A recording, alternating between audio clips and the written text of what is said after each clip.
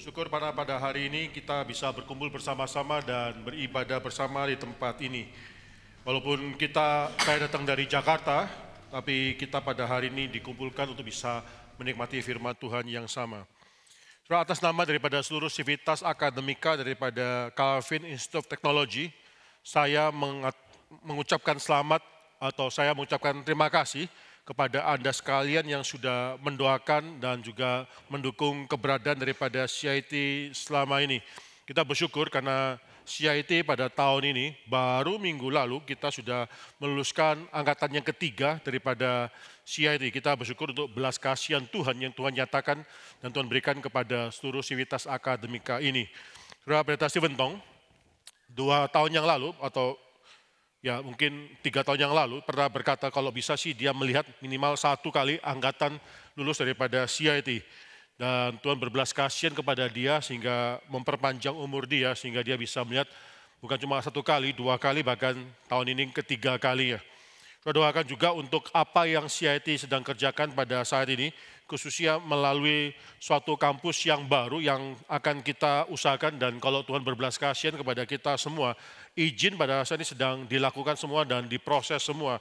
Dan kalau izin berlangsung dengan baik, tidak ada delay lagi, maka kita mengharapkan pendirian kampus yang baru ini pada bulan Januari tahun 2026 yang akan datang beberapa bulan lagi. Pendeta Stephen Tong mengharapkan supaya bisa meletakkan batu yang pertama, sudah cukup lama, pembangunan daripada CIT tertunda, tapi kita berharap sekarang pada fase-fase yang terakhir, ini tidak ada lagi penundaan yang tidak ada artinya, dan Pendeta Stephen Tong dalam usianya sudah sangat tua, sekarang bisa melihat pembangunan dan meletakkan batu yang pertama. Bila Tuhan berbelas kasihan kepada dia, kepada kita semua juga, dia mengharapkan bisa melihat atau melakukan topping up, atau peletakan batu yang terakhir pada saat pembangunan, menandakan pembangunan sudah selesai beberapa tahun lagi. Kita doakan juga bahwa CIT itu akan pindah tahun 2029 bulan Juni, kita akan melakukan permindahan daripada Kemayoran ke kampus yang baru ini. Mungkin pada saat itu pembangunan belum selesai 100%, tapi kita akan melakukan permindahan karena satu hal, kita mendapatkan izin tahun 2018. Pemerintah sebenarnya memberikan izin kepada perguruan tinggi itu 10 tahun untuk akhirnya beroperasi di dalam lahan miliknya sendiri. Nah, bisa pinjam-pinjaman atau sewa-menyewa lagi. Jadi 10 tahun, kita mungkin akan melewati 10 tahun tersebut, 2018 ke 2028. Tapi mungkin dengan izin, dengan fakta bahwa kita sedang melakukan pembangunan, kita meminta izin extension 1 tahun, dan kita akan pindah pada bulan Juni tahun 2029. Saya doakan itu bisa terjadi semua. Dan ya walaupun Pendeta Stephen Tong sudah berkali-kali mengharapkan pembangunan cepat dikerjakan karena usia dia sudah semakin lama semakin pendek. Kita juga mendoakan supaya dia bisa menyaksikan akhir daripada pembangunan tersebut dengan melakukan topping up tersebut. Saya doakan CIT bukan saja mendapatkan, akhirnya yayasan juga didoakan, bukan saja mementingkan profit dan loss, cash flow, semua hal ini penting semua dalam melakukan pekerjaan dalam dunia sementara ini, keuangan dan seterusnya. Tapi berikan suatu hal kepada bijaksana, kepada yayasan, kepada pimpinan sinode, kepada rektorat di CIT, supaya walaupun ini penting, bukan menjadi yang paling penting. Walaupun sangat penting sekali, bukan yang menjadi yang terutama di CIT. Yang terutama, dan kita mengharapkan ini terjadi, yaitu Tuhan terus mengirimkan pemuda-pemudi, dikirimkan ke CIT untuk akhirnya dibentuk. Mungkin mereka lulus, setelah mereka lulus daripada CIT, itu akhir daripada pembentukan pemikiran mereka. Berdoakan supaya perguruan tinggi Kristen Reform di bawah Sinode GRI ini bisa mempersiapkan pemuda-pemudi dalam tahap akhir mereka untuk akhirnya bisa membentuk pemikiran mereka. Saya mengatakan bahwa tujuan daripada CIT, fakta bahwa CIT didirikan oleh seorang hamba Tuhan, bukan oleh konglomerat.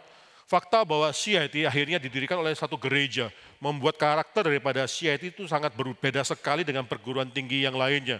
Di CIT itu harus terjadi satu hal, saya katakan kepada seluruh staf di CIT, pada seluruh dosen, yaitu pemuritan, discipleship, pemuritan daripada akal budi dan pemuritan daripada hati. Setelah kita mengharapkan di tengah-tengah zaman yang sudah mendikotomikan antara kedua hal ini, akal budi dan hati. Di tengah-tengah zaman yang sudah mengatakan bahwa iman itu tidak ada kaitan dengan ilmu pengetahuan. Di tengah-tengah zaman yang sudah mengatakan bahwa orang Kristen itu dianggap sebagai bodoh atau tidak bisa memajukan ilmu pengetahuan. Saya mengharapkan dan saya mendoakan, kita semua mendoakan supaya CIT itu bisa dipakai Tuhan untuk bisa menyatukan akal budi dan juga hati menjadi suatu hal anak Tuhan itu akhirnya dimuridkan melalui pengertian mereka, melalui pengetahuan mereka, dan melalui hati yang mereka berikan kepada Tuhan. Doa daripada saya, doa daripada kami semua, itu anak didik daripada CIT setelah lulus daripada CIT itu bisa menjadi soldiers of Christ, serdadu daripada Kristus, dimanapun Kristus menempatkan mereka. Saudara, mungkin sebagian adalah orang yang tidak akan melakukan hal ini, tapi kita mendoakan sebagian lain itu akan menerima atau mengerti dan memperjuangkan kemuliaan Kristus setelah mereka lulus daripada CIT. Terima kasih untuk doa-doa Anda sekalian dan dukungan Anda sekalian kepada CIT selama ini. Saudara, saya tadi sudah ditayangkan ya tanggal 27 September, itu ada suatu event yang sangat penting sekali, yaitu National Symposium yang kedua. Ini kita mengharapkan supaya pada tahun ini kita memikirkan. 2 tahun yang lalu kita mengadakan National Symposium yang pertama, itu mengenai redeeming AI atau menebus kembali artificial intelligence. Dalam tahun ini kita melakukan suatu hal, yaitu Christian Education in the Age of AI, tema besarnya kita. Saya tahu di sini banyak orang yang mungkin tanpa sadar sudah bersentuhan dengan pendidikan. Orang tua bersentuhan dengan pendidikan anak-anaknya. Kita semua mahasiswa-siswa itu harus akhirnya bersentuhan dengan pendidikan. Guru sekolah minggu, guru Kristen juga bersentuhan dengan pendidikan. Bahkan orang pada umumnya juga bersentuhan dengan pendidikan. Nah, penting bagi kita untuk memikirkan mengenai tema apa pendidikan in general dan apa secara spesifik Christian education di dalam zaman yang penuh dengan kemajuan daripada free information, informasi secara gratis, dan kemajuan daripada teknologi kecerdasan buatan ini. Apakah masih ada fungsi, apakah masih ada tempat bagi kekristenan, pendidikan kekristen, bagi pendidik Kristen juga. Ini satu tema yang sangat besar sekali. Saudara boleh mengikuti secara gratis, dan mereka yang tinggal di luar Jabodetabek bisa mendaftarkan diri dan mendapatkan setelah pendaftaran tersebut, mendapatkan live stream, link daripada live stream sehingga saudara bisa menikmati seminar ini di tempat Anda masing-masing. Ini adalah suatu hal di mana kita sama-sama bisa memperjuangkan pendidikan Kristen di tengah-tengah zaman daripada kemajuan kecerdasan buatan. Oh, saudara, ada hal yang lain yang saya mau juga umumkan pada saat ini, yaitu mengenai Konvensi Injil Internasional. Saya berharap Anda sekalian yang daripada Solo, bisa akhirnya tergerak, terbakar untuk bisa mengikuti Konvensi Injil Internasional ini. Konvensi Injil Internasional dilakukan cuma 5 hari. Seumur hidup Anda hanya menyediakan 5 hari untuk suatu hal yang mungkin mempengaruhi hidup daripada hidup gereja ini, hidup daripada keluarga Anda, dan hidup daripada kerajaan gereja dalam kerajaan Tuhan. Ini suatu hal yang penting. Saya mungkin sharing, saudara, mengenai apa yang Pendeta Stephen Tong katakan mengenai konvensi atau Global Convention ini. Ada orang-orang daripada luar yang akan datang juga masuk ke dalam konvensi Injili. Kalau dulu tahun 2014 itu nasional, tapi ini jadi konvensi Injili internasional karena keberadaan daripada orang luar ini. Dia katakan, Pendeta Stephen Tong katakan, ini mungkin terakhir kali dalam seumur hidup dia bisa mengumpulkan orang yang dalam jumlah yang besar untuk memikirkan mengenai satu hal yang ada dan yang dia pentingkan seumur hidup, itu mengenai pengabaran Injil. Saudara, saya mengharapkan bukan cuma Pendeta Stephen Tong yang akhirnya mementingkan mengenai hal ini, bukan cuma orang-orang lain yang memikirkan mengenai kemajuan dan pentingnya pengabaran Injil dalam kemajuan gereja Tuhan di masa depan. Tapi jemaat daripada GRI juga bisa memikirkan dan memperjuangkan mengenai hal ini. Kalau saudara harus ambil cuti, saudara ambil cuti, karena ini cuma 5 hari seumur hidup Anda mungkin memikirkan mengenai hal ini. Dan saya dengar daripada GRI Solo sudah menyediakan transportasi secara gratis. Dan kita akan pergi ke Jakarta dan pulang ke Solo itu dengan cara mungkin bersama-sama naik bus dan seterusnya.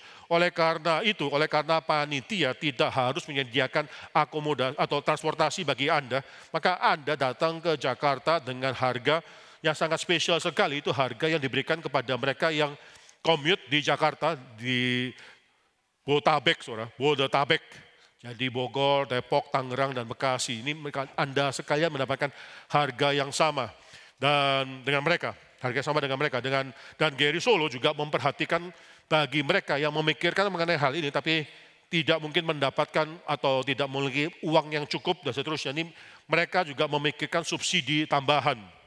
Saya mendorong kalian semua, kita semua yang mungkin diberikan kelebihan oleh Tuhan untuk memikirkan mengenai orang yang lain yang mungkin tidak diberikan kelebihan seperti kita. Kita akhirnya memikirkan mengenai keberadaan atau keperluan daripada orang yang lainnya supaya gereja Tuhan dan khususnya Geri Solo itu bisa mengerti mengenai pentingnya pengabaran Injil. Coba Pendeta Silentong pernah mengatakan, dan saya melihat hidupnya dia waktu masih muda dipanggil oleh Tuhan itu bukan menjadi seorang pendeta. Dia tidak dipanggil oleh Tuhan untuk menjadi seorang pendeta, tapi dia dipanggil oleh Tuhan menjadi seorang penginjil. Maka dia banyak melakukan penginjilan, baik itu di Indonesia, di pelosok-pelosok di Indonesia, ataupun di seluruh dunia. Dan dia sendiri mengatakan, dia mengharapkan kalau bisa mati sebagai seorang penginjil. Mati di atas mimbar, akhirnya mati ketika memberitakan Injil. Inilah orang yang seumur hidup melayani Tuhan yang sangat lama itu susah, saudara. Tapi melayani Tuhan dengan setia dan akhirnya tidak mencoreng kemuliaan nama Tuhan seumur hidup itu sangat susah sekali. Saya adalah seorang hamba Tuhan, tetapi seorang hamba Tuhan yang pasti kalau dibandingkan oleh Pendeta Stephen Tong itu masih sangat muda sekali. Pelayanan saya itu masih sangat pendek sekali, saudara. Saya tidak tahu umur 80 saya akan menjadi apa, tapi ini adalah hamba Tuhan yang setia, sudah 60 dari umur 17-68 tahun dia melayani Tuhan dan kiranya benar-benar keinginan dia sampai pada akhir hidupnya dia mati dengan mengabarkan Injil. Saudara, ini adalah pengabaran Injil adalah suatu hal yang penting sekali dalam hati daripada Pendeta Stephen Tong. Oleh karena itu, jemaat daripada GRI itu juga harus menunjang bukan cuma akhirnya Pendeta Stephen Tong yang akhirnya fight sendiri, tapi kita semua juga mau berperang, memikirkan mengenai pengabaran Injil. Ajak anak-anak yang muda di tempat ini. Saudara, saya tidak melihat anak muda itu bukan pemimpin gereja, maka bahaya pemimpin gereja yang dipentingkan. Tidak. Anak-anak yang muda juga adalah pemimpin gereja di masa yang akan mendatang. Jadi mereka mungkin bisa mendapatkan dorongan untuk mengabarkan Injil, pengertian untuk bisa akhirnya mementingkan pengabaran Injil di masa yang mendatang ketika mereka menjadi pemimpin gereja. Jangan hina anak kecil, jangan hina anak muda. Saya sendiri mendapatkan panggilan menjadi hamba Tuhan ketika saya berusia umur 12 tahun. Saudara mungkin memikirkan anak umur 12 tahun itu tahu apa? Saudara. Orang umur 12 tahun kalau kita kakek regional, siapa yang mau percaya Tuhan? Semua angkat tangan, saudara. Itulah anak umur SD. Tapi saya waktu melihat hal tersebut, saya berdoa sama Tuhan, ya Tuhan, di antara mereka semua yang angkat tangan, mungkin ada sebagian besar yang tidak mengerti mengenai panggilan ini. Tapi di antara mereka ada orang-orang yang Tuhan tanamkan bibit tersebut dan mereka akan mengerti dan mereka akan menjawab seumur hidup setia kepada Tuhan dengan saat itu mengangkat tangan. Saudara, jangan hina anak yang muda. Di dalam gereja ini saya lihat pada hari ini banyak anak-anak yang muda bawa generasi selanjutnya untuk meneruskan tongkat estafet melakukan pengabaran Injil di dalam dunia sementara ini. Kita itu akan, generasi kita, umur kita itu akan segera lalu, saudara. Anak muda kalau nggak dipersiapkan untuk mengabarkan Injil, tidak dipersiapkan untuk tantangan yang besar dalam gereja yang akan mendatang. Mereka mungkin tidak akan siap pada waktu saatnya mereka diminta tanggung jawab tersebut. Saya gerakan mereka pada saat ini. Kalau Anda memiliki anak-anak, bawalah anak-anakmu karena Anda menghadiri konvensi Injili internasional tersebut. Mungkin tidak gampang karena sekolah tidak libur. Tapi kalau bisa, misalkan CIT, meliburkan semua kegiatan daripada akademik dan non-akademik selama konvensi Injili internasional ini berlangsung. Supaya apa? Dengan tujuan, supaya generasi muda, anak-anak di CIT bisa mengikuti konvensi Injili internasional ini. Nah, kalau mungkin, bawalah keluargamu. Kalau mungkin, pikirkan mengenai anak muda di dalam gereja ini untuk mengikuti konvensi Injili internasional tersebut. Saudara, ini satu hal yang penting dan saya harap dari Geri Solo, nanti di Jakarta kita akan ketemu lagi. Nanti di Jakarta saya berharap bertemu dengan Anda sekalian. Nanti di Jakarta kita akan sama-sama mendengarkan berkat Tuhan yang besar ini. So, hari ini saya akan membawa kita untuk mendengarkan firman Tuhan dari Yeskiel. Hari ini kita juga ada murid-murid atau anak-anak yang akhirnya akan berpisah dalam ibadah pada hari ini. Mereka akan masuk sekolah minggu dan mendengarkan porsi firman Tuhan yang Tuhan siapkan bagi mereka. Tapi sebelum kita berpisah, Kita akan membaca firman Tuhan, kita akan membaca daripada Yeskiel pasal 34. Yeskiel pasal 34, saya akan membaca secara bertanggapan dari ayat yang pertama sampai dengan ayat yang ke-22. Saya akan membaca ayat yang ganjil, saudara membaca ayat yang genap, dan seterusnya. Dari ayat yang pertama sampai dengan ayat 22. Demikianlah firman Tuhan. Tuhan, gembala Israel yang baik melawan gembala-gembala yang jahat. Lalu datanglah firman Tuhan kepadaku,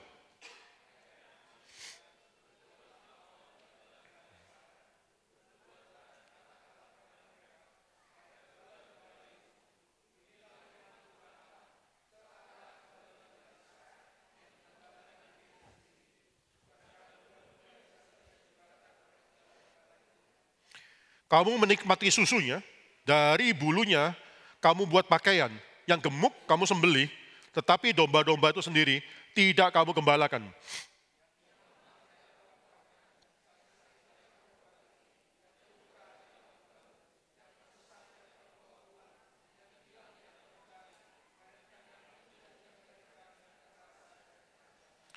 Dengan demikian mereka berserak oleh karena gembala tidak ada, dan mereka menjadi makanan bagi segala binatang di hutan. Domba-dombaku berserak.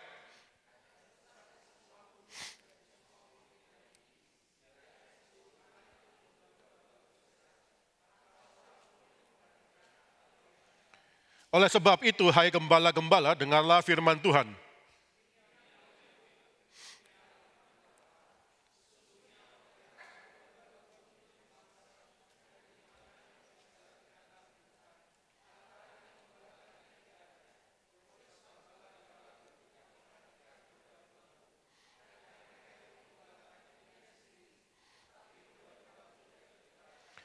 Oleh karena itu, hai gembala-gembala, dengarlah firman Tuhan.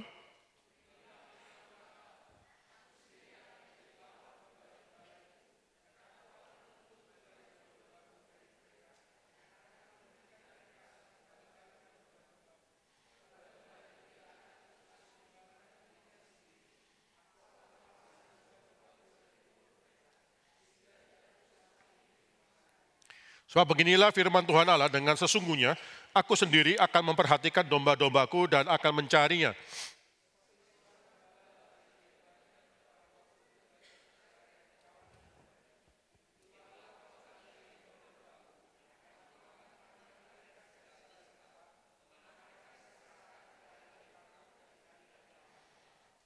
Aku akan membawa mereka keluar dari tengah bangsa-bangsa dan mengumpulkan mereka dari negeri-negeri dan membawa mereka ke tanahnya. Aku akan mengembalakan mereka di atas gunung-gunung Israel, di alur-alur sungainya, dan di semua tempat kediaman orang di tanah itu.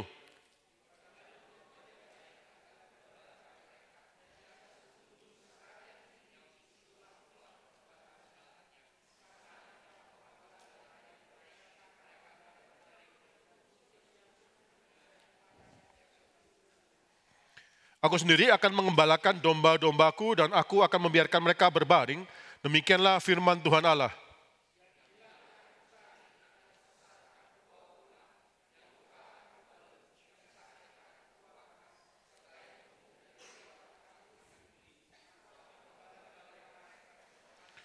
Soal kalimat sebagaimana seharusnya, aku akan mengembalakan mereka sebagaimana seharusnya di dalam bahasa aslinya. Dalam bahasa Inggrisnya, aku akan memberi mereka makan dengan keadilan. I will feed them with justice. Aku akan memberikan keadilan kepada mereka. Jadi domba-domba ini akan menerima keadilan daripada Tuhan langsung. Dan hai kamu domba-dombaku, beginilah firman Tuhan Allah. Sungguh aku akan menjadi hakim di antara domba dengan domba dan di antara domba jantan dan kambing jantan.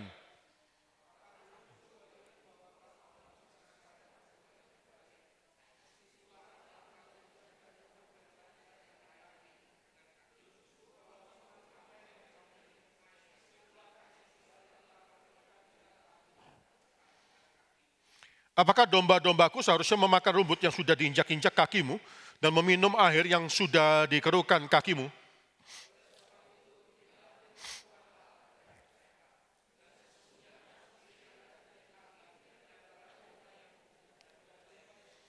Oleh karena semua yang lemah, kamu desak dengan lambungmu dan bahumu, serta kamu tanduk dengan tandukmu, sehingga kamu menghalau mereka keluar kandang.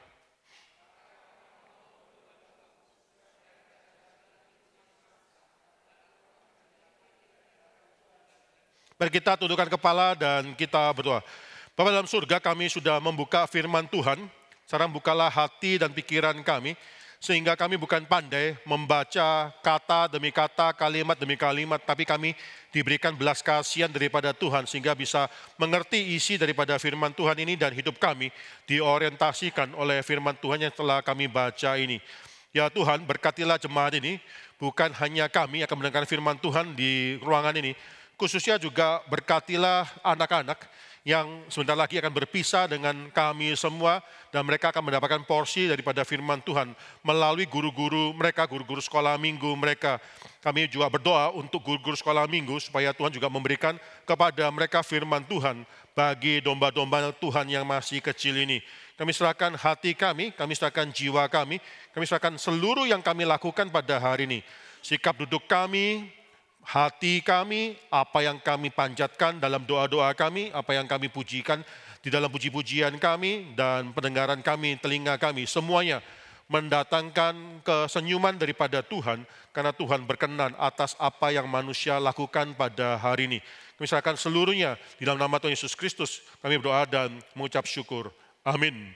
Saudara, anak-anak kecil silakan pergi ke kelas kalian masing-masing. Tuhan memberkati Anda sekalian. Tuhan juga memberkati guru-guru sekolah minggu yang akan menyampaikan firman Tuhan kepada domba-domba Tuhan sekalian.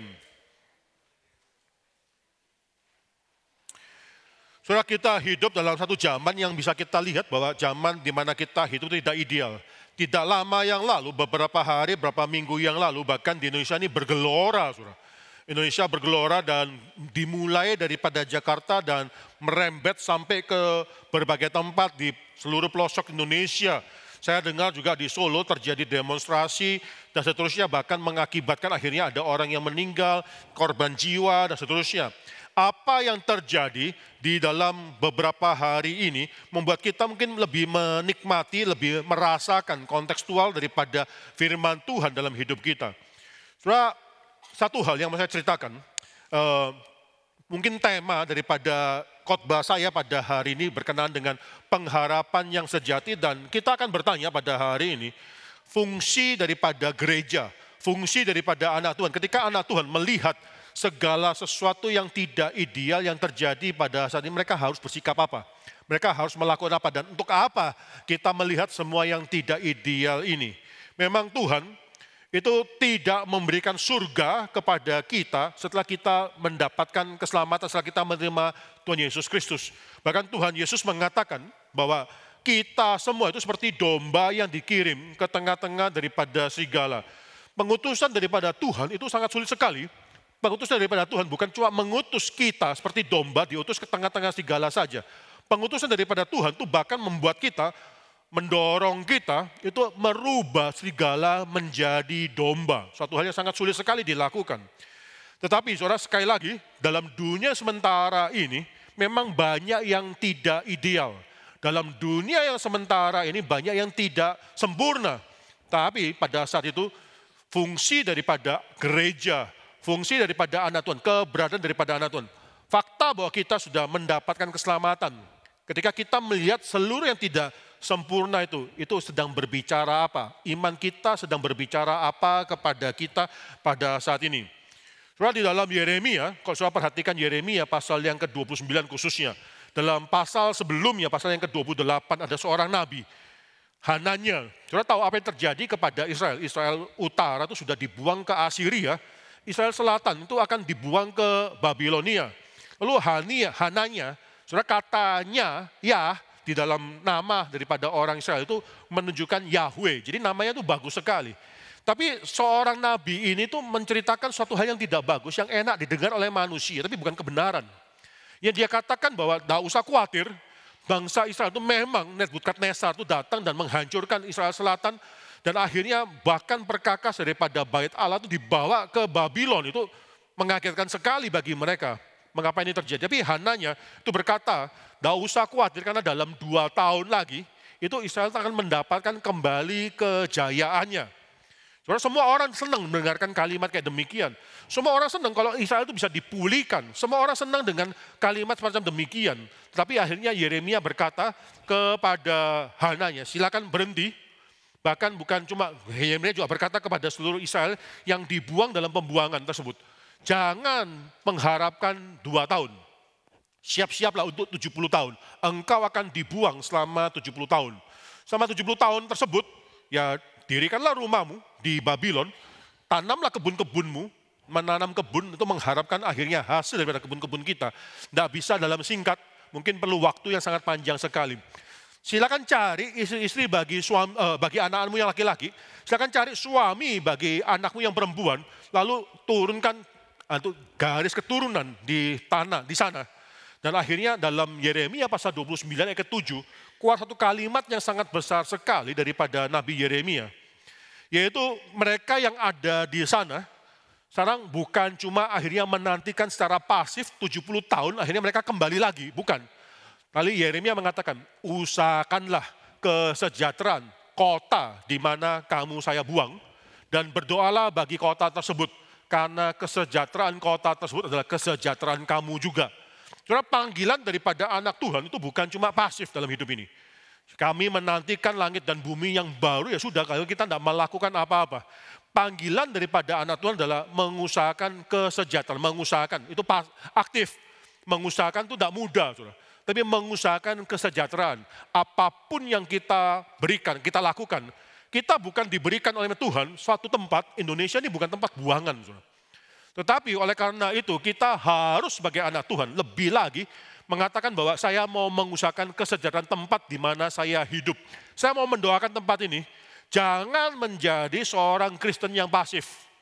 Jangan hanya menjadi orang Kristen yang akhirnya tidak melakukan apa-apa. Saudara harus dalam segala hal yang saudara lakukan itu saudara mengusahakan kebaikan, kesejahteraan daripada kota, daripada tempat di mana kita berada.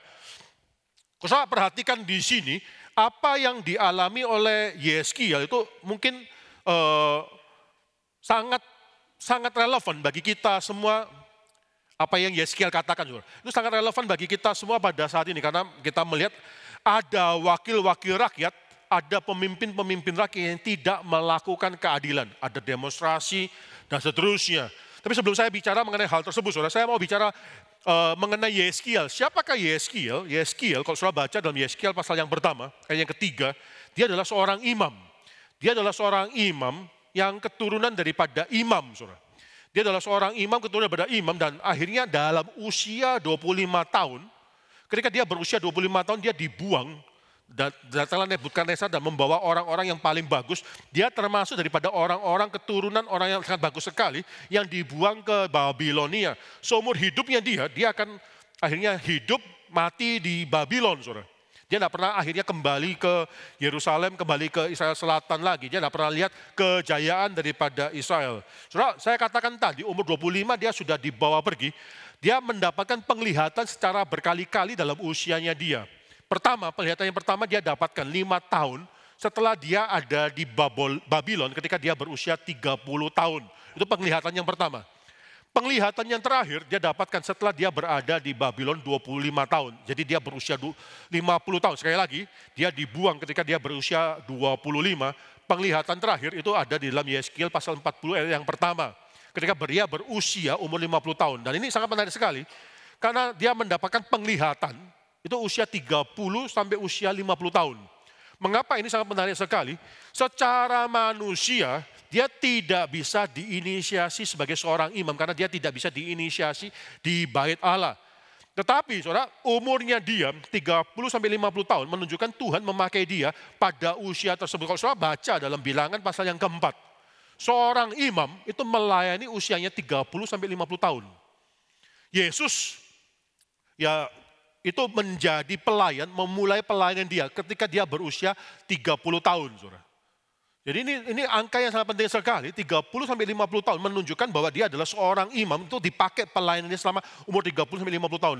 Dan ini bertepatan dengan umur daripada Yeskiel, dia mendapatkan akhirnya seluruh nubuatan daripada penglihatan yang dia sampaikan dalam bentuk nubuatan. Dia berusia umur 30 sampai 50 tahun, saudara. Terus ketika saya memikirkan mengenai hal ini, fakta bahwa Yeskiel dibuang dan tidak bisa secara manusia diinisiasi menjadi seorang imam ketika dia umur 30 tahun. Tidak menjadikan Tuhan itu membuang dia. Tuhan tuh masih memakai Yeskiel ketika dia berusia 30 tahun dan akhirnya memberikan penglihatan tersebut ketika dia berusia tepat 30 tahun. Tidak bisa diinisiasi menurut tradisi manusia. Tetapi menurut kekuatan atau kedaulatan daripada Tuhan, Tuhan memberikan justru penglihatan ketika dia seharusnya diinisiasi pada usia tersebut. Saudara, Yeskiel, mungkin saja Yeskiel itu mengerti atau pernah mendengarkan nama daripada Nabi Yeremia, bahkan bukan cuma menerima atau mendengarkan nama daripada Nabi Yeremia, bahkan tahu mungkin message daripada Nabi Yeremia. Tapi Yeremia sendiri mungkin kemungkinan besar tidak pernah tahu nama daripada Yeskiel, bahkan tidak pernah mendengarkan nubuatan daripada Yeskiel ini. Yeremia tidak tahu, karena ketika akhirnya Yeremia menuliskan apa yang akan terjadi di pembuangan tersebut, dan itu Yeremia sudah lanjut usia dan mungkin lebih mature daripada Yeskiel yang masih umur 25 tahun. Jadi sekali lagi saudara, Yeskiel mungkin pernah mendengarkan message daripada Yeremia, Yeremia tidak pernah mendengarkan message daripada Yeskiel. Kalau saudara perhatikan dalam Alkitab, itu ada nabi-nabi besar. Yesaya, Yeremia, lalu Yeskiel, Daniel, itu nabi-nabi besar. Ada 12 nabi kecil. Saudara, nabi besar dan nabi kecil bukan diukur daripada dia adalah pendeta besar, namanya besar. Bukan, saudara. Nabi besar atau nabi kecil diukur daripada bukunya atau apa yang ditulisnya itu tebal atau tidak tebal. Yunus, misalnya cuma 4 pasal. Yeskiel 48 pasal, saudara. Dan pengaruh daripada tulisannya dia itu mungkin kalau nabi besar pengaruhnya itu global, nabi kecil pengaruhnya itu lebih limited, saudara. But in any case, ada perbedaan yang walaupun sama, Yeskiel juga adalah nabi besar, dan karena menulis buku yang sangat besar, sangat banyak sekali pasalnya, sama seperti Yeremia. Tapi ada perbedaan antara Yeskiel dengan Yesaya, Yeremia. Kenapa? Perbedaan yang utama adalah Yeskiel berbeda dengan mereka punya murid, mereka punya orang yang akhirnya orang lain yang menuliskan apa yang mereka katakan. Yeskiel tidak ada orang yang mengikuti dia. Yeskiel tidak ada murid, jadi kalau saudara membaca Yeskiel, saudara mungkin membaca yang namanya autobiografi daripada Yeskiel. Apa yang dia katakan, apa yang dia dapatkan daripada Tuhan, dia tuliskan sendiri, saudara. Maka ini adalah kitab autobiografi daripada Yeskiel, satu kitab yang sangat penting sekali. Kalau saudara lihat daripada Yeskiel, saudara lihat di sini, dalam ayat kedua, Yeskiel pasal 34 ayat kedua. Hai anak manusia, saudara banyak sekali dalam Yeskiel itu anak manusia, ini digunakan dalam Yeskiel untuk merujuk bahwa dia adalah memang anak manusia. Hai anak manusia, bernubuatlah melawan gembala-gembala Israel. Yang pertama, mungkin kita bisa bertanya, siapa gembala-gembala Israel ini? Ada 5 pilihan, saya pegang yang kelima, tapi saya mengatakan ada 5 pilihan gembala-gembala Israel ini. Yang pertama, gembala-gembala Israel yang dimaksudkan oleh Yeskiel 34 ayat kedua adalah pemimpin-pemimpin Israel yang ada pada saat itu di tempat pembuangan. Ini yang pertama. Jadi pemimpin-pemimpin Israel pada saat itu di dalam komunitas, bukan raja ya, tapi dalam komunitas mungkin ada pemimpin-pemimpin. Jadi yang menjadi orang-orang yang mengembalakan orang Israel di tempat pembuangan pada saat itu. Yang kedua, pemimpin-pemimpin Israel di tempat yang ditinggalkan, daripada tempat asalnya di Israel Selatan. Ini mungkin pemimpin-pemimpin yang ditinggalkan, tersisa di sana.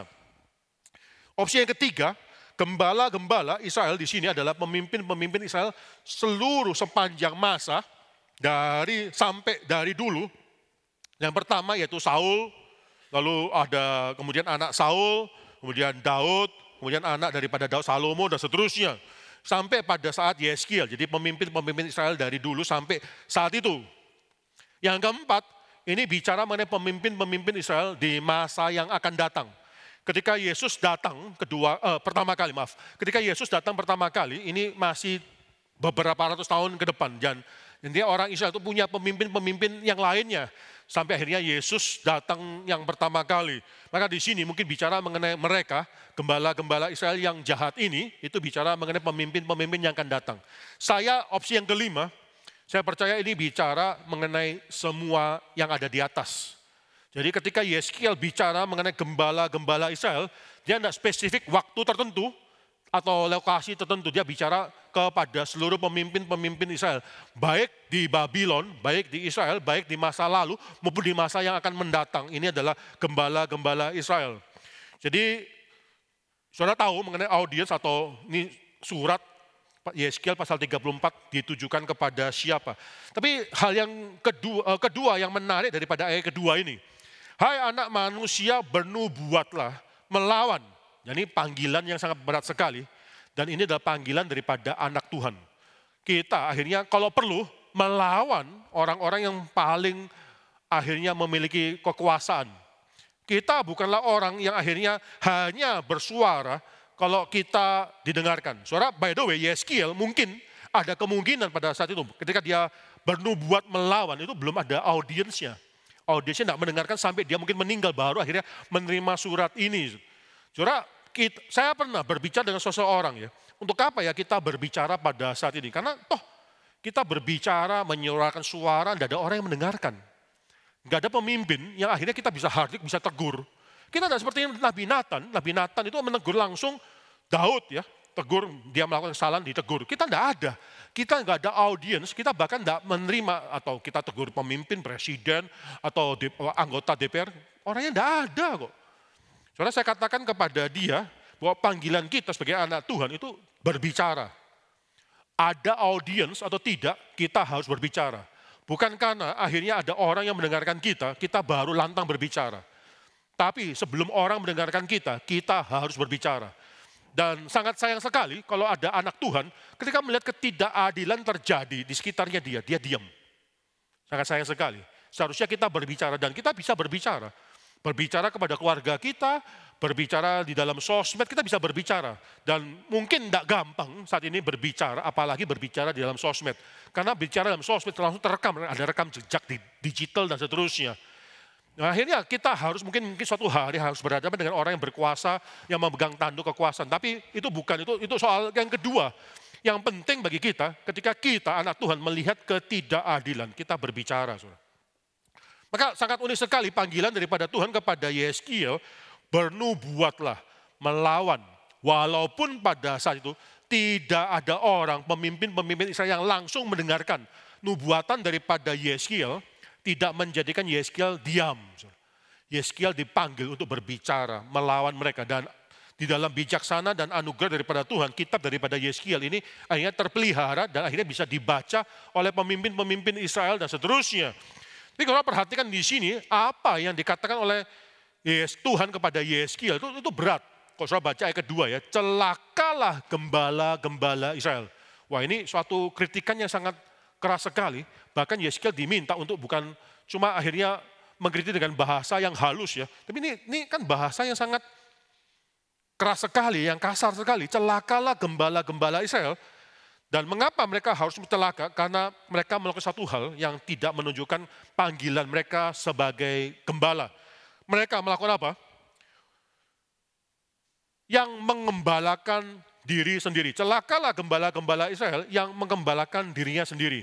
Seorang gembala dipanggil untuk mengembalakan gembalaan domba-dombanya.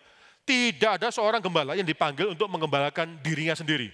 Apa yang terjadi pada saat ini di sekitar kita? Bukankah kita melihat akhirnya wakil-wakil rakyat, pemimpin-pemimpin rakyat tidak memikirkan mengenai rakyat yang digembalakan.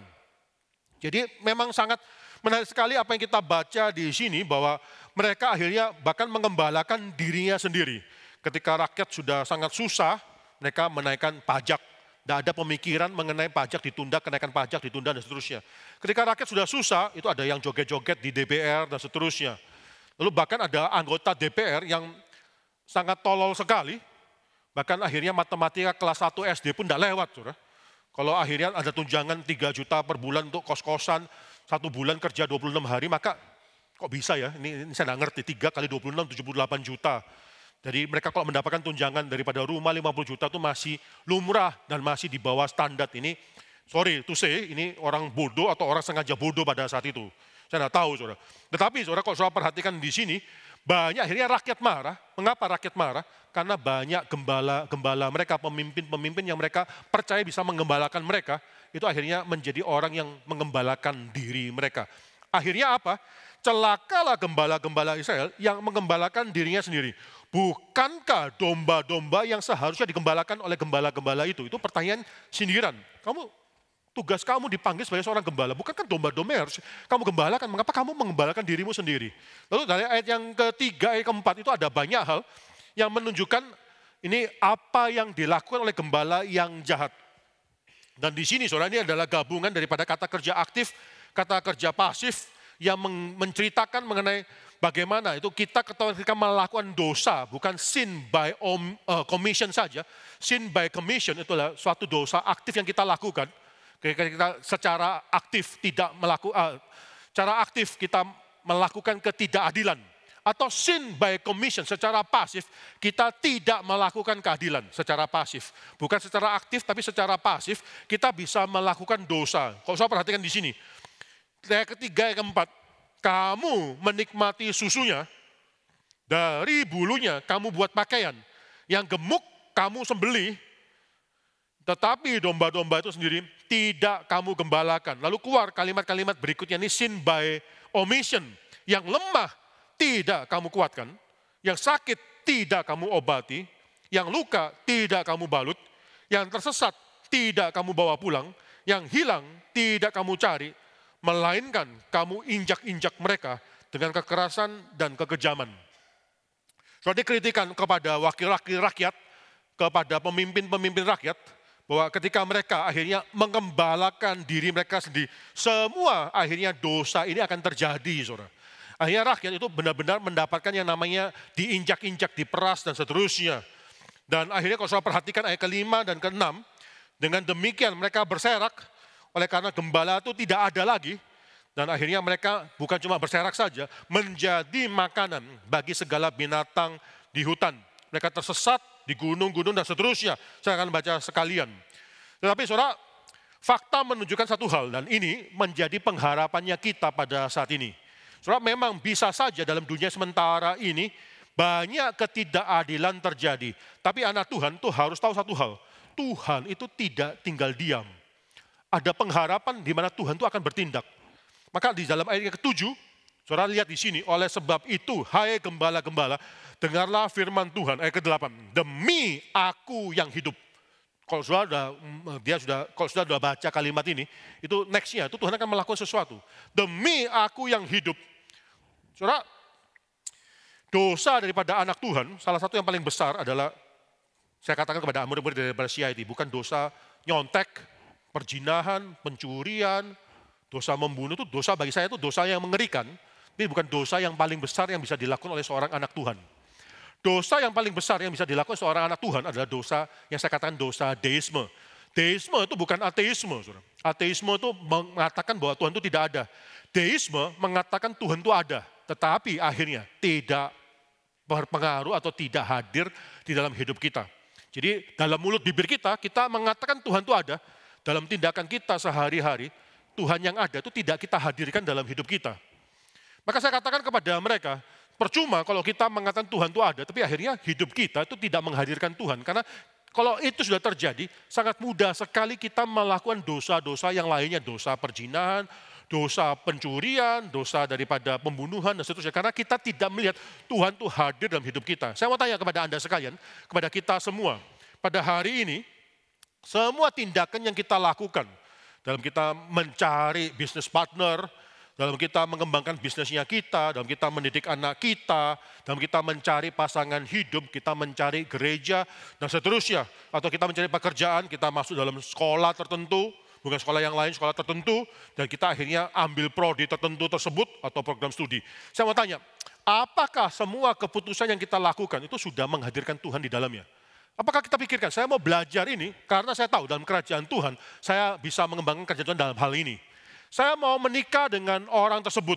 Mengapa? Karena saya tahu orang tersebut adalah pelayan Tuhan yang baik. Orang tersebut adalah orang yang bisa bersama-sama dengan saya melakukan pekerjaan Tuhan setelah kami menikah. Anak saya masukkan dalam sekolah ini. Mengapa?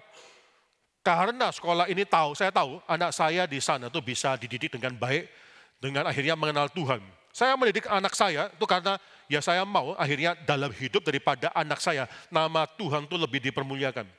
Saya pergi ke gereja ini, bukan karena gereja ini dekat, bukan karena mungkin khotbahnya lucu, bukan karena mungkin lagunya itu sesuai dengan selera saya, bukan karena ada orang-orang yang saya naksir dalam gereja tersebut, bukan. Saya datang ke gereja ini karena firman Tuhan itu dipentingkan oleh gereja ini. Saudara, apapun yang kita lakukan, apakah kita sudah menghadirkan Kristus di dalam hidup kita? Saya ajak kita membaca satu bagian firman Tuhan, itu daripada Ibrani, saudara. Ibrani pasal 1, ayat yang pertama sampai yang kedua A saja. Ibrani pasal 1 ayat yang pertama sampai 2a. Saya bacakan bagi Anda sekalian.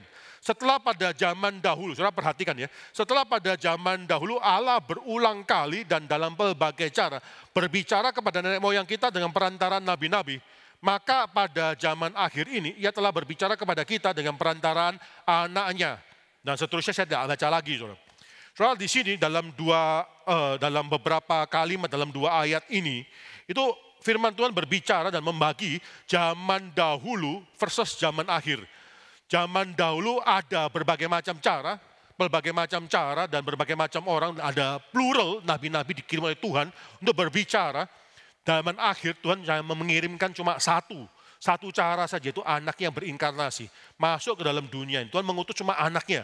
Kalau dulu Tuhan mengutus banyak orang, banyak nabi-nabi, sekarang Tuhan tuh hanya mengutus anaknya saja, cukup. Tetapi saudara, ada satu kalimat yang sangat penting sekali yang saya mau saudara terima atau saudara ingat dalam Ibrani pasal 1 ayat 1 dan 2. Saudara, di sini zaman dahulu, zaman sekarang itu berbeda. Dulu berbagai macam cara, berbagai macam orang, sekarang cuma satu cara dalam satu orang, berbeda. Tapi ada satu yang sama, saudara. Tuhan di zaman dahulu berbicara, di zaman ini, zaman akhir ini, Tuhan juga berbicara. Jadi saudara, di dalam konsep orang Kristen, Tuhan kita bukan cuma ada. Tuhan kita yang ada adalah Tuhan yang berbicara, saudara. Ini sangat penting sekali. Dan dalam hidup kita, dalam hidup anak-anak kita, sangat berbahagia, blessed. Kalau kita tahu bahwa Tuhan itu bukan cuma ada. Tuhan yang ada juga saat itu berbicara kepada kita. Saudara. Dan bukan cuma berbicara saja, Tuhan itu memberikan panggilan. Kalau saudara lihat dalam hidup daripada Abraham, Tuhan memanggil Abraham dan seterusnya. Tuhan berbicara dan memberikan panggilan kepada Abraham. Saudara, kembali ke Yeskiel di sini, saudara. Kalau saudara perhatikan di sini, Yeskiel itu mengatakan demi aku yang hidup.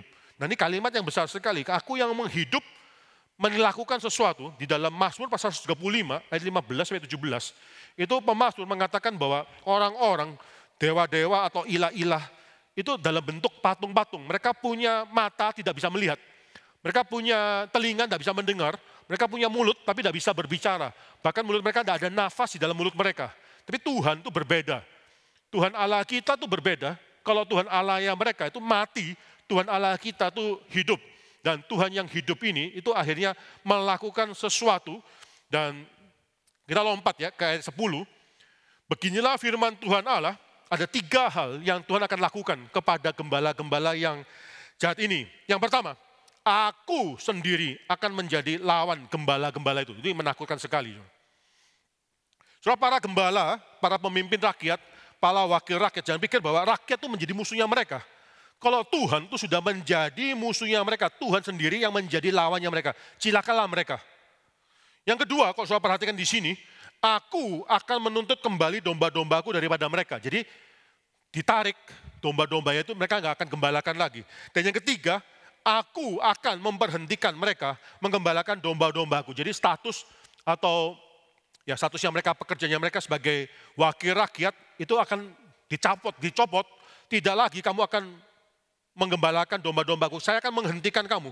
Soalnya, bukankah kita melihat ya, ada orang-orang setelah kasus yang terjadi sekitar kita, itu ada orang-orang yang dicopot ya, dinonaktifkan daripada anggota DPR, atau dilengserkan dan seterusnya, saudara.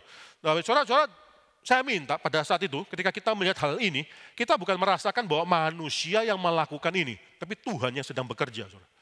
Tuhan yang sedang memberhentikan mereka, dan akhirnya mereka tidak punya kapasitas lagi untuk bisa menggembalakan domba-domba. Karena Tuhan sudah mencabut, menghentikan mereka daripada tugas sebagai seorang gembala, saudara.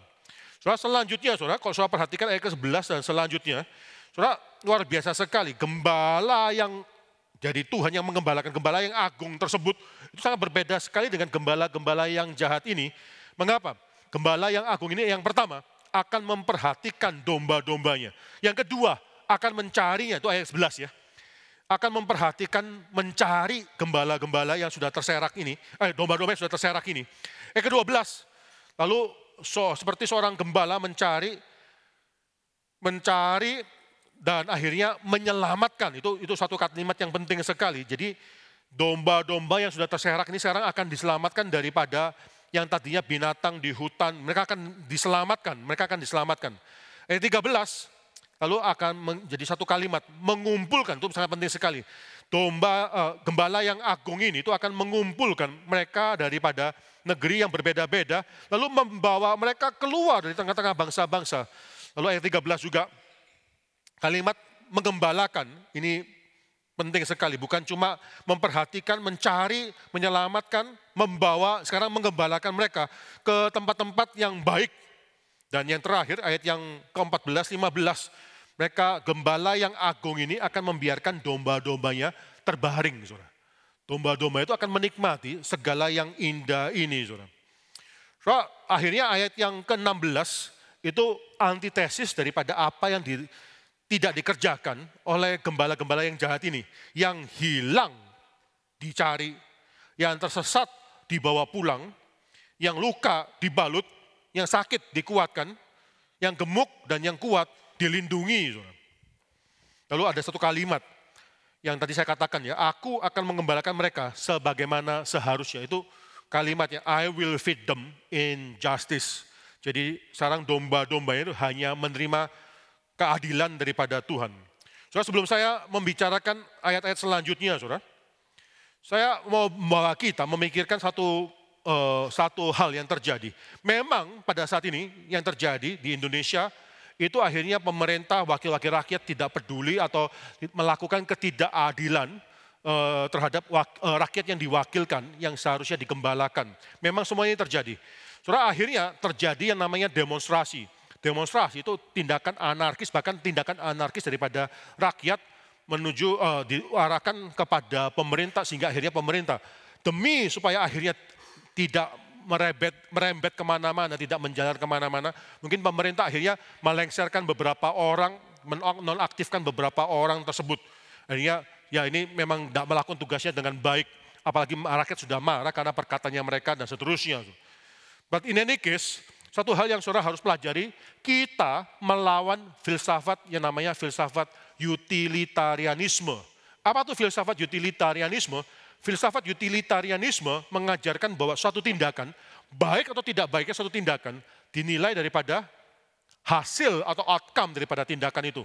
Kalau ternyata melalui tindakan demonstrasi dan anarkis, dan khususnya anarkis daripada rakyat, akhirnya terjadi suatu hal yang baik, pemerintah dilengsarkan, pemerintah akhirnya bertobat dan seterusnya. Lalu kita akhirnya melakukan apa kepada orang-orang rakyat yang melakukan tindakan demonstrasi bahkan anarkis ini? Saudara, saya melihat hamba Tuhan itu terjebak dalam pilihan ini. Bahwa memang kita harus bersuara terhadap pemerintah. Tapi saya mau tanya, pada saat ini kita bersuara tidak kepada rakyat yang tidak melakukan keadilan juga. Kalau kita hanya bersuara kepada satu pihak, pemerintah atau kepada rakyat, kita melakukan ketidakadilan itu sendiri. Kita tidak dipanggil gereja Tuhan, tidak dipanggil untuk pro kepada pemerintah, atau pro kepada rakyat.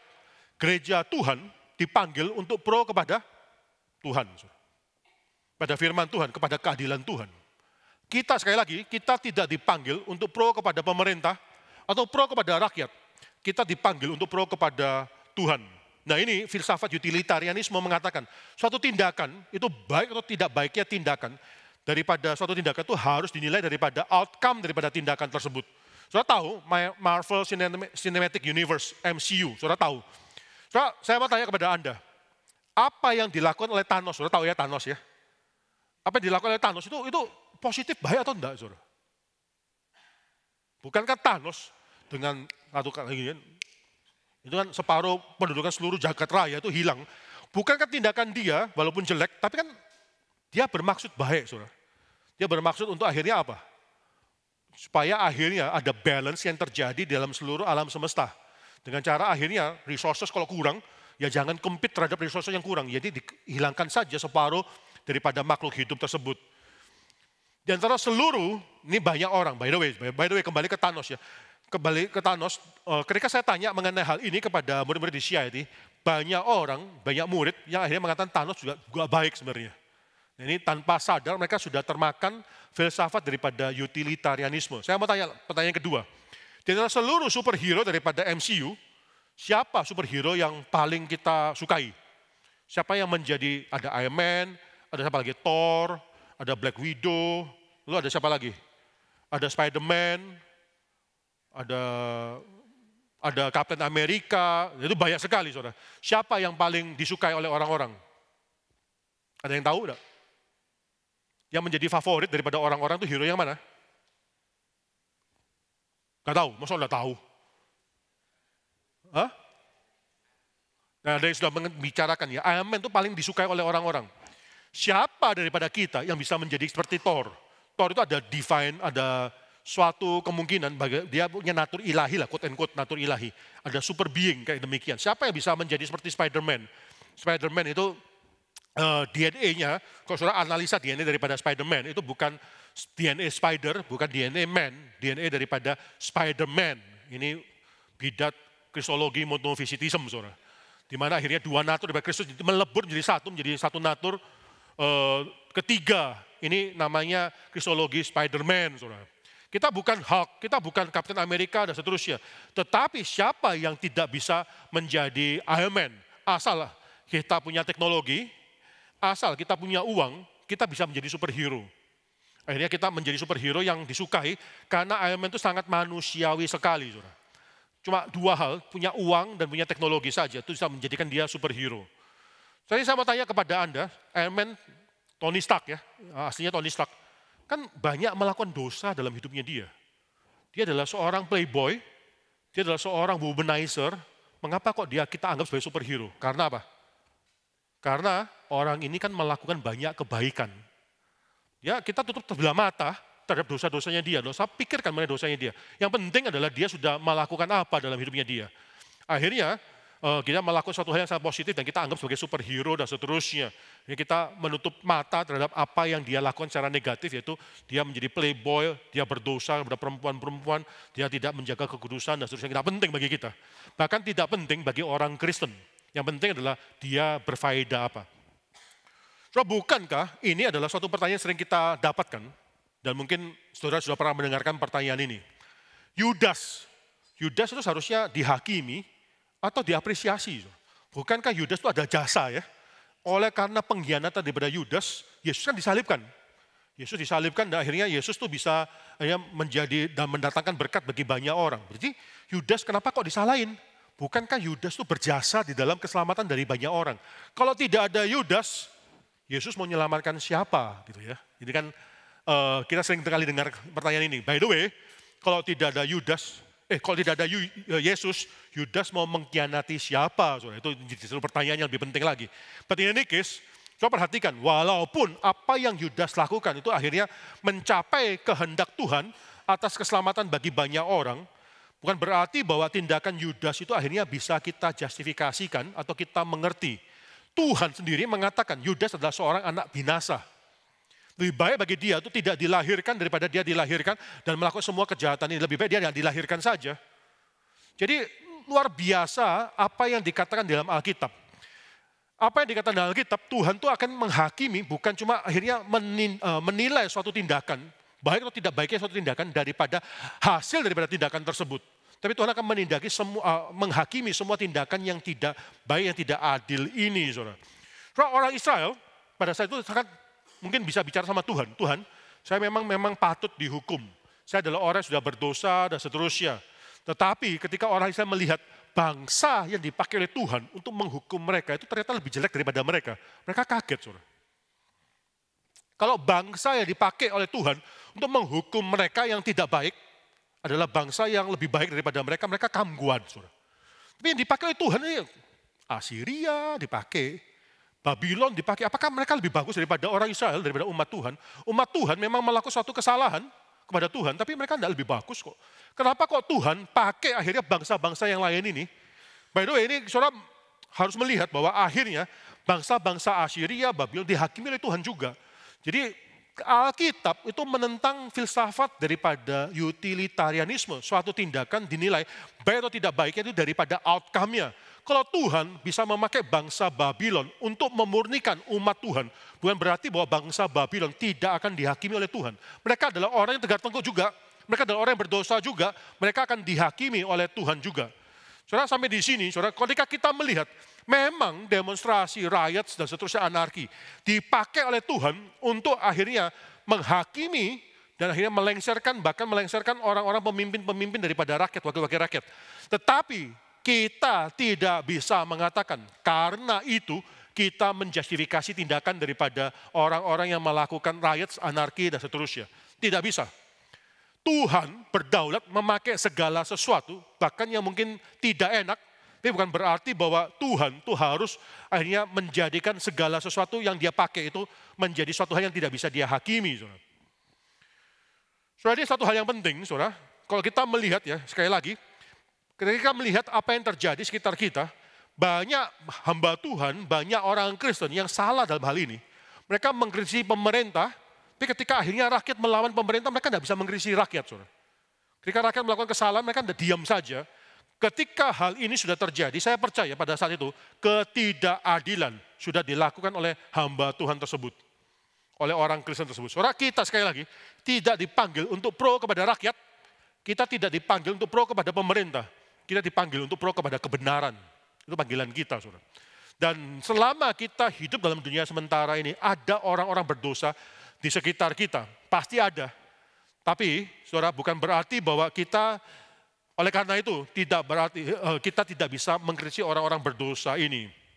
Terus saya mau cerita satu hal, Martin Luther, saudara. Martin Luther 7 tahun setelah dia melakukan reformasi di Jerman, saudara. Lalu terjadi yang namanya Peasants' War, saudara. Itu perang antara orang rakyat kecil peasants melawan pangeran-pangeran, princess. Saudara, Peasants' War ketika terjadi, pada mulanya Martin Luther itu sangat berpihak sekali pada para peasants. Martin Luther mengerti perjuangannya mereka. Martin Luther mengatakan memang para princess ini sudah melakukan suatu ketidakadilan, mereka harus dihukum dan seterusnya.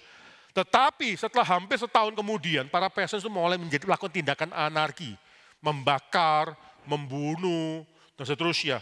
Martin Luther langsung berkata kepada para princess ini, pada prince, dan mengatakan pada mereka, kalian itu didirikan dan Tuhan yang menetapkan kalian, pemerintahan kalian pada saat ini, itu menyandang pedang daripada Tuhan. Kalau perlu, hancurkan semua pemberontakan ini melalui pedang tersebut.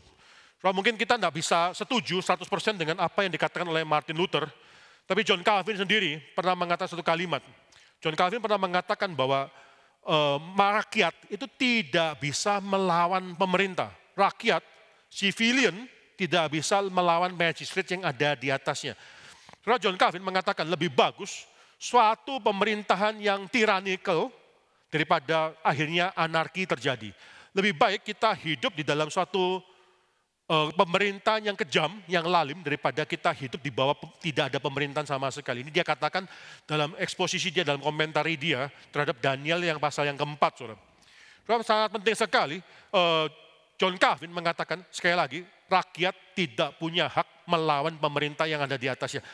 Ketika rakyat melakukan hal ini, maka dia sedang mengatakan bahwa ketetapan Tuhan itu sudah tidak berlaku, dia melawan ketetapan Tuhan.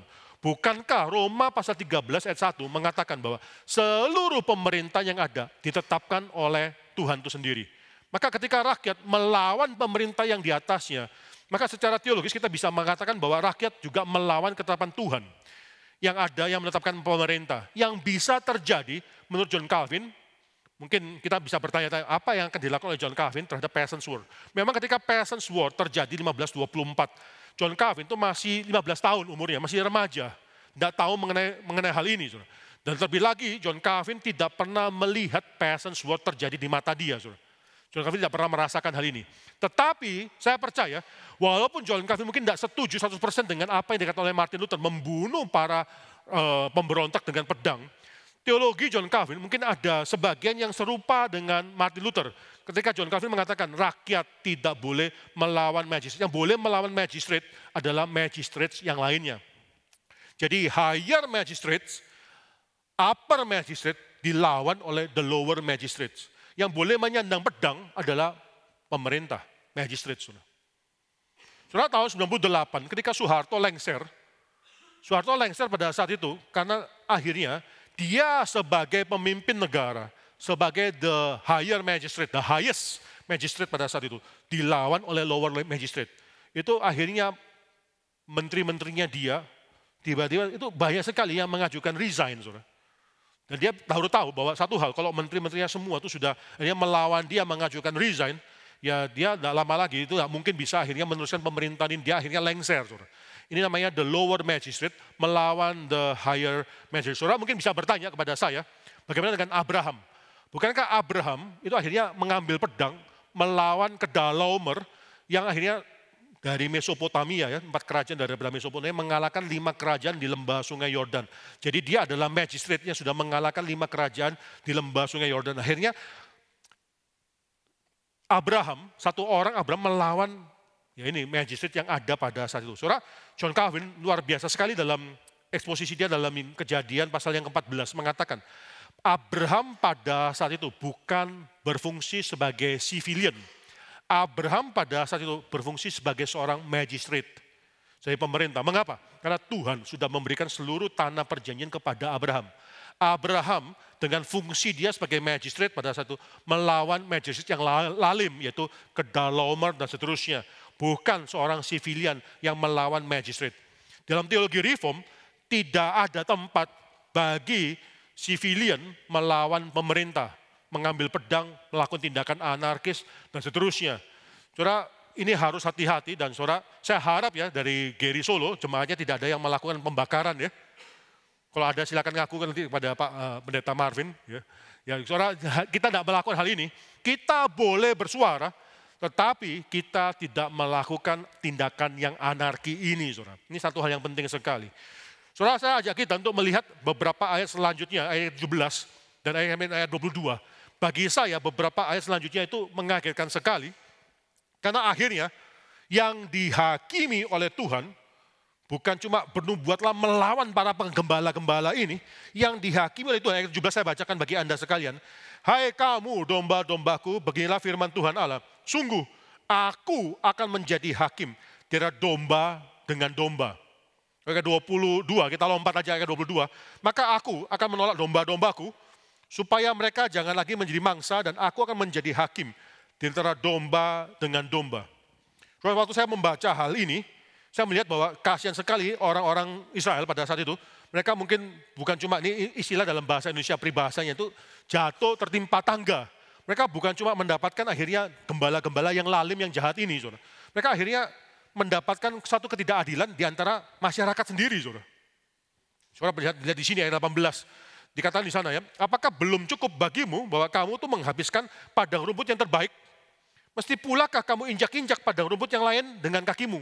Yang sisa padang rumputnya diinjak-injak, saudara. Lalu belum cukup bahwa kamu minum air yang jernih, yang paling bagus diminum oleh domba-domba tersebut. Mesti pulakah yang tinggal, yang tersisa itu kamu kerukan dengan kakimu? Ayat 19, apakah domba-dombaku seharusnya memakan rumput yang sudah diinjak-injak kakimu, dan meminum air yang sudah dikerukan oleh kakimu. Ini menakutkan sekali.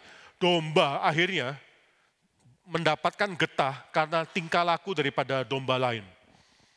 Saudara, apa yang kita alami selama beberapa hari ini, tidak lebih daripada apa yang dialami di Nepal. Saya tahu mungkin sebagian daripada Anda tahu apa yang terjadi di Nepal. Di Nepal itu sampai akhirnya terjadi demonstrasi, pembakaran, seterusnya. Itu lebih parah daripada yang terjadi di Indonesia. Bahkan kalau saudara lihat ya, itu salah satunya bukan cuma ada banyak orang yang dibunuh, itu kita sesalkan semua. Tapi akhirnya Hotel Hilton dibakar. Kita mungkin pernah melihat videonya ini.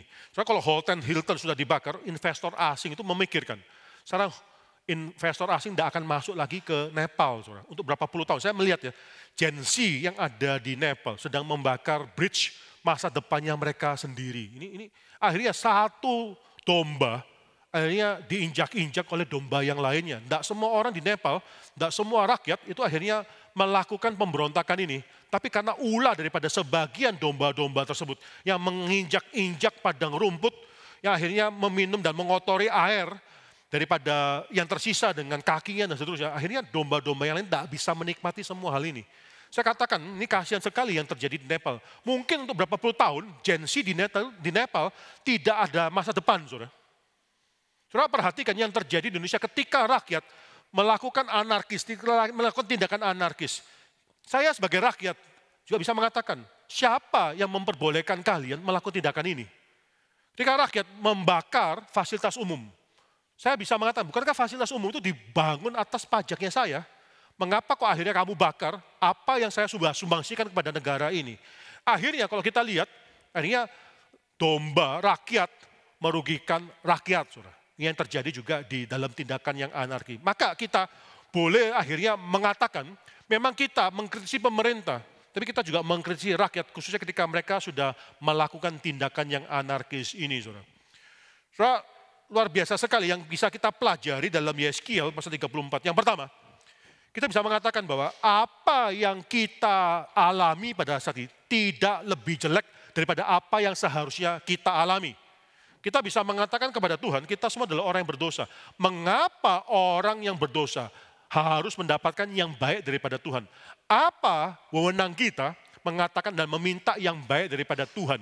Kalau Anda sekalian, kita semua meminta keadilan, mengapa Tuhan itu harus mendengarkan kita minta keadilan pada saat ini? Mengapa orang yang berdosa itu layak mendapatkan yang baik daripada Tuhan? Di dalam doa-doa saya kepada orang yang sakit, saya seringkali katakan kalimat ini. Sebagai orang yang berdosa, kami tidak layak datang kepada Bapa pada saat ini dan meminta yang baik daripada Bapa. Kami tidak layak melakukan hal tersebut. Tetapi saya lanjutkan kalimat selanjutnya. Dan ini saya mau Anda semua terima dan dapatkan pada hari ini.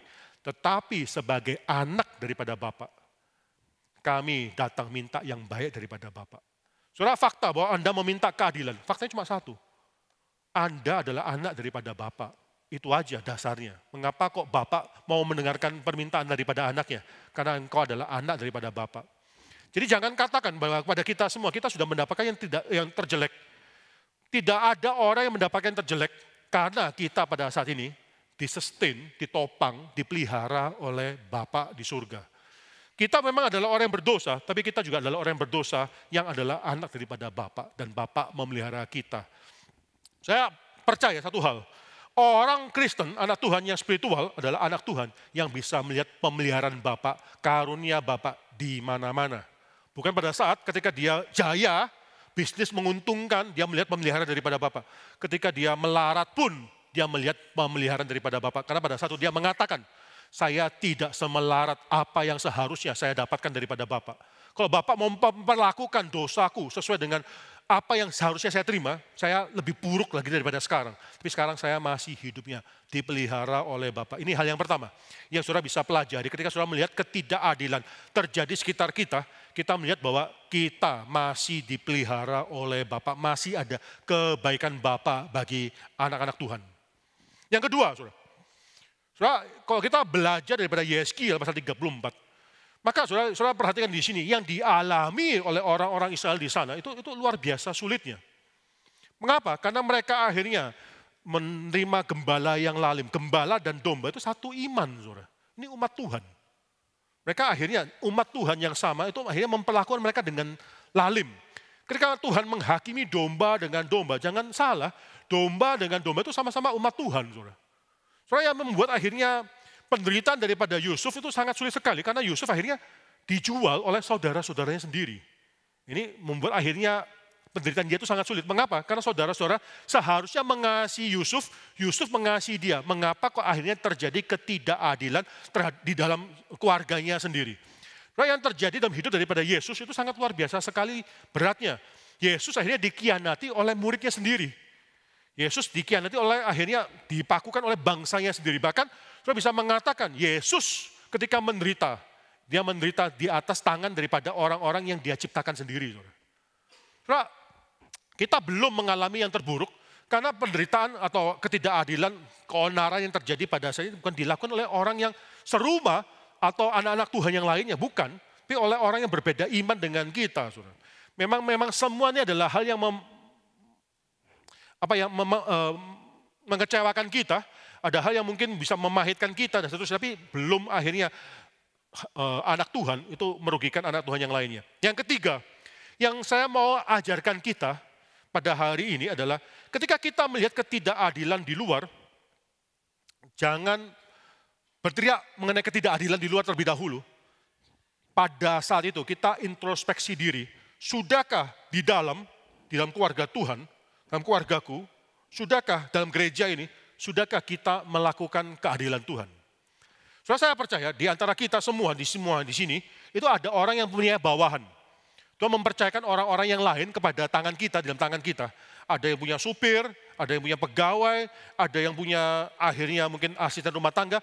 Paling tidak saudara punya anak dan saudara punya bawahan yang Tuhan percayakan kepada Anda pada saat ini.